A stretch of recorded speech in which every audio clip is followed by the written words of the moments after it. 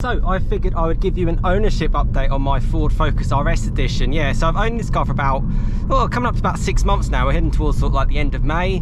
Yeah, I picked it up on the first week of January after putting a deposit down in late December.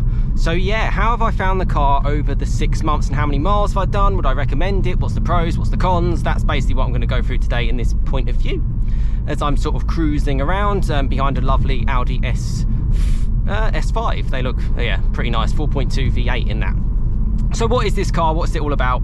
So my car is a 2018 Focus RS edition, one of 500 cars made.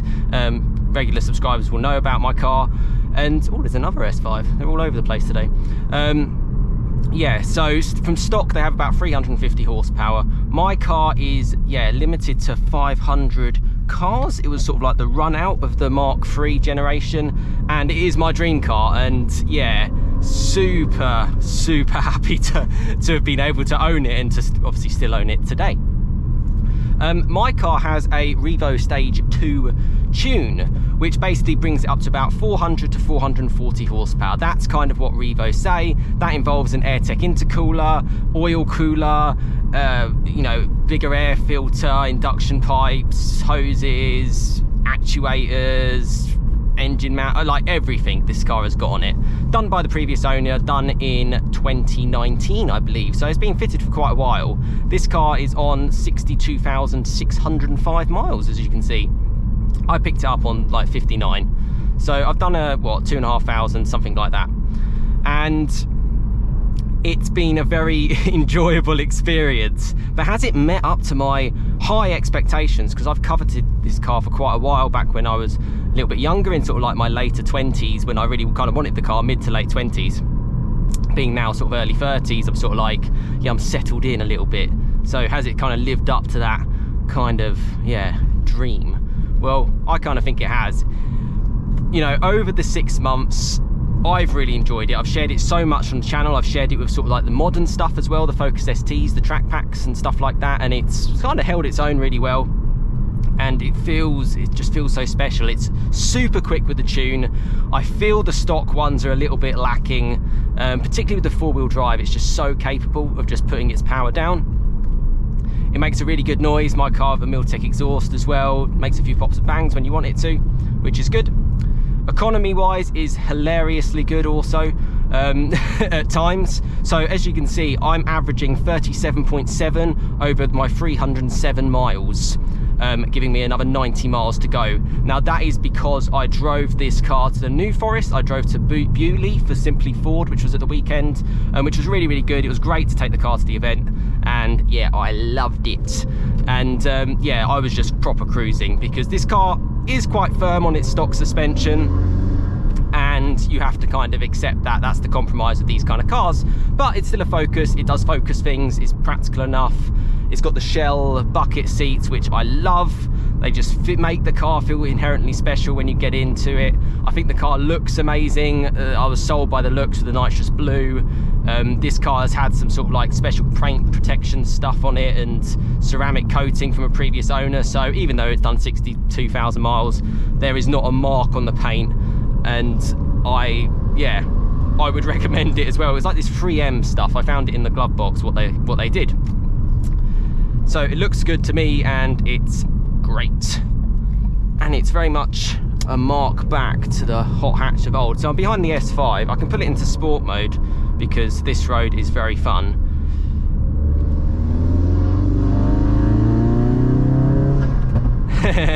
And you get your pops and bangs. Now, this car is capable, really capable, like beyond what I would think of being capable, particularly on the road for its speed. I mean, it's firm over these bumps and stuff with the 19-inch wheels and the harder suspension, but once you get flowing, even with the manual gearbox, which is fine, particularly during, you know, legal limits, it's great. You know, my friend, you know, picked up a Lamborghini Urus Performante, and that car rated at 657 horsepower. I believe I saw a dyno on that car last week, and it was dynoed at 704 by, I think, CarWow. So quick car, no doubt. I'll avoid the plastic bag. And this car wasn't exactly like losing ground or you know, he was struggling to keep up with me, generally because the Urus weighs like 2.2 tons. So it's quick, it's fun, it's exciting, it's great for events, it feels special, it's the last of the last. Residuals are pretty good on these. There's only a couple of Focus RS editions up for sale at the moment, so I know I'm pretty safe if I ever decided to change my mind, but you know, I'm pretty happy at the moment, I'll be honest, particularly with the sun coming out. Even if there are these traffic lights, oh well, one of those things. So a lot of positives in terms of how the car has been. I've kind of shared it quite a lot on the channel with you guys, but I've also just done sort of my own personal little things with it. Generally on the special occasions, I do have another car. I have my Golf R, I still have that car, and yeah, that is inherently do everything.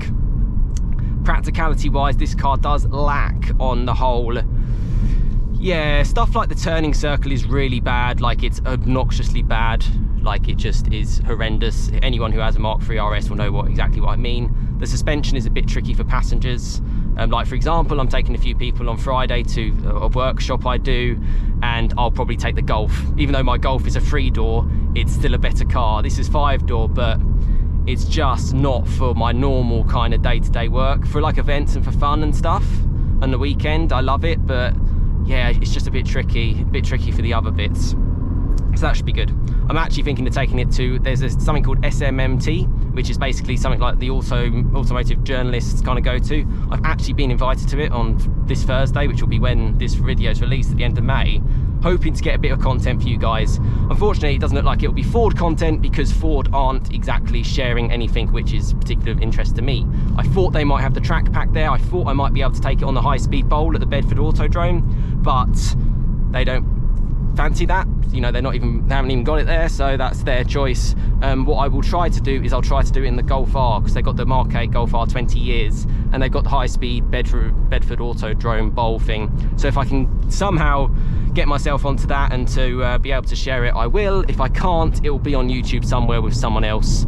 Yeah, probably Volkswizard. He actually has contacts with them, I don't. So yeah, lots of cool stuff coming on, and you know, I've met so many amazing fast Ford enthusiasts, particularly at Bewley as well, at Simply Ford. Everyone's just so like respectful, particularly in the New Forest when it's like horses and stuff. Everyone just sort of chilled out and had a great time, and I love the community, and that's a big reason why I have the car, for the community. But what problems have I had over my 6 months and 2,500 miles? Well, I had a few issues at the start, which the dealer who sold me the car sorted. The windscreen washer liquid bowl thing was cracked and was leaking. I thought it was worse than it was. I thought it was like coolant or oil or something, but it wasn't just, yeah, washer liquid. Apparently quite common because these cars are quite low. They do scrape and they do bounce on things, which you just have to be careful of. You just have to go slow. Ironically, it has a really wide track, so you know those speed bumps in the middle, you can actually kind of just go, it just goes over it because it's like that, whereas my Golf, I'd actually have to go slower because it's a shallower car. So interesting stuff there, which again, stuff you wouldn't know unless you own the thing. Oh, it makes some nice burbly burbles.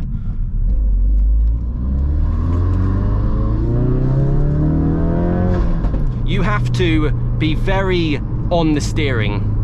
It has something very much called like veering steering, and yeah, it does do it, and even more so with the power that this car's got. So again, something you have to bear in mind. It's better in sport mode, you get better feel and stuff, but it will move all over the place if you put your foot flat. But it will put its power down. It's just a bit very unpredictable, actually. There's much more predictability in my Golf R than there is this, and I kind of like that because it massively keeps me on my toes. It's so surprising, and it can catch out a lot of people. And in fact, I've lent this car to a few YouTubers and they've kind of said the same. I think it's quite a cool thing, but yeah, some people won't. I was kind of worried about like the engine and stuff with this sort of miles on it, but it seems to be going well. Nice Mark 8 Golf R there. I'm actually going past a place which has a nice Mark 8 Golf R for sale, AMT Specialist Cars in Welling, but that car is very expensive, nearly 38 grand, whereas my car's sort of worth mid-20s at best, so this car specifically. Yeah, so I can't really say too many problems. I think just it's kind of in two minds, this car. Is it practical or is it not? It kind of is and it kind of isn't. You know, I'm probably more on the sort of limit of, I can take it to events, I can fit stuff in it. I've had my bike in the back of it. It can do long journeys, but it's, you know, I drove it to North Wales and it was great. And yeah, this car has had a really fully comprehensive history and well looked after by its previous owner. And that's a huge part, I think, of Focus RSs. That's what I would recommend as, like, if you're looking to get one, that's where I would be thinking. I wouldn't be thinking high owner car personally. Yeah, this car's had tens of thousands of pounds spent on it, not just on the mods, but just on regular servicing, oil filter, sparks, sometimes more than one a year. And I think that's why it's in such good condition. I like the extra touches. I think it makes it more special with the carbon fiber around the car. Just that little bit extra, which I think is needed. Auto start stop, which some people might laugh at, but I actually quite like it because you can kind of actually relax a little bit, save a tiny bit of fuel as well if you fancy it.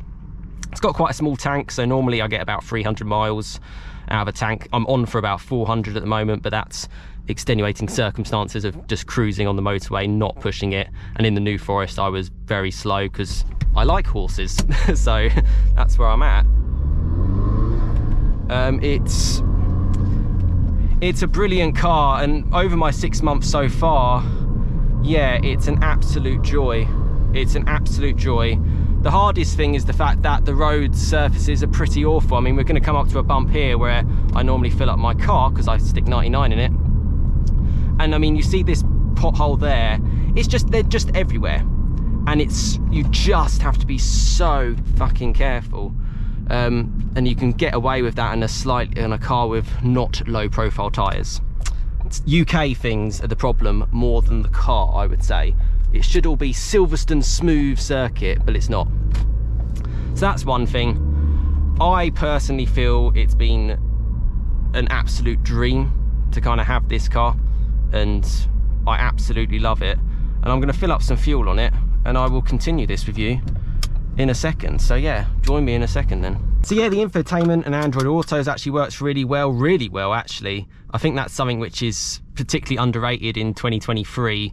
It's got enough modernness to work. Just plug my, you know, my Samsung Galaxy S22 in, and it's great. I'm just resetting everything because you do have to do that manually, which it's a little bit annoying, but hey, one of those things. But yeah, let's start her up. She's got plenty of fuel left. Turn off the display because I like doing that, and on our way we go. Yeah, I don't really know what else to say. I guess people can ask me in the comments as well what it's been like. It's very much an enthusiast-led car, so there's plenty of information out there. You know, there's a couple of owners group, and obviously I've mentioned the Fast Forward fans being some of the best, to be fair. Really good, really nice. I also quite like that feeling, particularly with this car being quite loud. And it's like, with a world where we live in with Teslas and electric cars, it's just quite funny and nice to drive around in something like this. And it is still a Ford Focus at the end of the day. You know, I'm not in a Ferrari, I'm not in a Porsche. I can do stuff with this car. You know, it's there to kind of be used and driven, and that's exactly what I intend to do. So I've got to try and get across. This is one of the worst ever roads ever, but we're gonna do it anyway.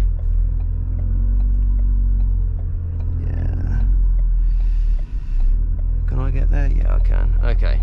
See, I'm going to be in the hash markings, but it doesn't matter because you're pulling out of a weird junction. And as right on cue, look what's in front of me. This Tesla. Now, no doubt, and I've had a couple of sort of plays with my friend's Polestar, and he's had 4-wheel drive and dual motor and everything. They're quick off the mark, but they got nothing in the corners on this. They got nothing with the emotion on this. And I love that in 2023. You know, I'm sure there's a place for electric cars for somebody. I don't know who. It's not me, personally. It's just not me. So if you're looking for electric car content, you're not really going to get it here. You're just going to get cool RS and Golf R stuff, really. That's what I love, and I still love it in 2023. And yeah, I think it's cool. I love the manual gearbox. I love the engagement. I love the control. I like to be in control. I'm that kind of person. Sometimes this car can feel a little bit computerized, sometimes with the way the 4-wheel drive works, but I kind of had that with my Golf R as well. and you don't get as much, yeah, actually that's a big point actually, you don't get that much steering feel as I would like in this car. I feel the front end a lot better with my Golf R. Like, it's a much better sort of steering feel, it works better with the car. I'm going to put it in sport mode, because who doesn't want to put a car in sport mode? We've got a tunnel here, so what we can do is stuff like this. Woo! And that's the thing, he can't do that in his Tesla.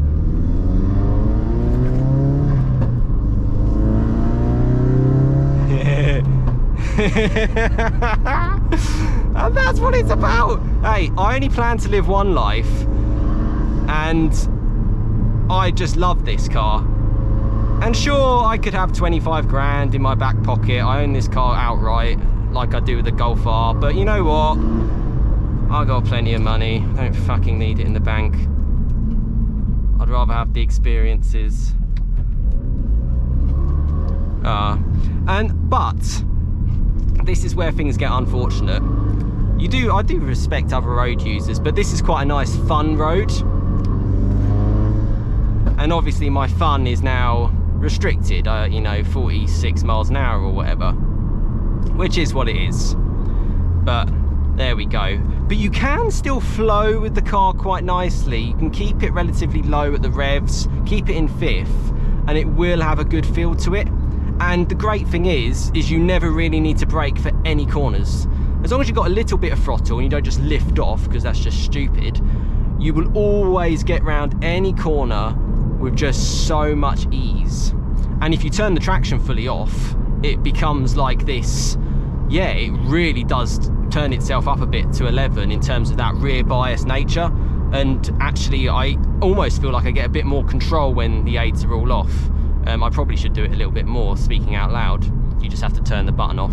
Oh yeah, it's got buttons as well, which is great. Things work, dials work, aircon works, temperature works, car works. It's got a petrol tank, which I've just filled up with fuel and it took me 2 minutes to do. So these are the things that I think are no-brainers even in 2023. So ownership update for the 6 months. Good, very, very good. I am a person who lives things in the moment, so, you know, I never know, will I keep a car for a long time or will I just get rid? I actually don't really need 2 cars, as you can probably work out, so I'll have a little think. But the sun's out and I certainly like enjoying this, certainly while it's, yeah, at this phase in my life. But yeah, the Golf R is not getting as much love as I would like. I'm not driving it as much, but I don't really want to ever get rid of it because it's so good. It's only done 45,000 miles as well, so I've sort of been, yeah, it's a good one. And I know it's a good one because when I drive it, I'm still like, fuck, this is a good car. It's a really good car. But it doesn't quite have the pizzazz of this. Yeah. But yeah, I'll see what other people, well, yeah, I've shared it on the channel. I think people like it. And I also do like is if you just drive it sensibly. You know, I've shown you, what was it, 38 miles per gallon. I think people who have someone who has a 440 brake horsepower car, which can get that sort of mileage, you can obviously, it's got auto start stop. It can just be that chilled out kind of environment, and that's great because it's a car. It's a car at the end of the day. I do want to take it places. You know, I'm not someone who really pushes it hard, you know, on the road. And I love it for a lot of things. And I think if you're looking at a Mark III RS, I would say go for it. I just think the biggest thing you've got to look for, guys, is you've got to look at that service history and the number of owners. That's the biggest thing. I mean, I'd even push more towards getting a private sale car, I mean, than a dealership. You just understand it. You need to understand what this owner's done. I mean, I got it from a really good dealer. I know, you know, he was unbelievable with me. Mark at Triple M up in Barnsley, Yorkshire way, and I can thoroughly recommend him all day long. You know, if you're actually after a car, I would generally say look what he does. It's great stuff. But yeah, these are enthusiast-led cars, so find an enthusiast and get it off them. A lot of people like cover up the shell seats. I'm not that sort of person. You know, like I was painting the other day. I nearly got paint all over the seats. Luckily I didn't, but I'm that sort of person. I will look after this car, and don't get me wrong, you know, I will clean it out, and I do even more so because the way it looks, but it's a car. Let's be real. And I have seen people who have done like a few thousand miles in their RSs since like 2016, and I'm sort of like, what a waste. This car's done 62.5, and it's like, it's still got so much more to give. This car ain't done yet. This car ain't done yet. It's not even halfway there. Not even halfway there. And it's a super fun car. Short shifter's quite nice. I've kind of got used to it a little bit more now. Yeah, special place to be. Special place to be. And I can recommend this car all day long from my 6-month ownership. I'm not too sure what else to say really other than that. Yeah, it's a good car. Yeah, comment, let me know anything you want to know about this car that I haven't mentioned in this ownership kind of update. Oh yeah, that's one thing. Brakes, these have got the stock brakes, discs and pads. I think if you're going to tune your car to what this is done to, you probably need an upgrade. It's fine just about for the road, just about, but because this car gets up to speed so flipping quickly, you feel like the brakes aren't that good. They are good, it's just you're going flipping quick. So that's one thing that you can think of if you are on the modifying sort of scene. Obviously I haven't done any of the mods to this car, this has been done by a previous owner. Yeah, that's where we are. And actually, don't be put off by a modified car. That's one thing if you're looking at getting one, because most of the time they've been meticulously looked after.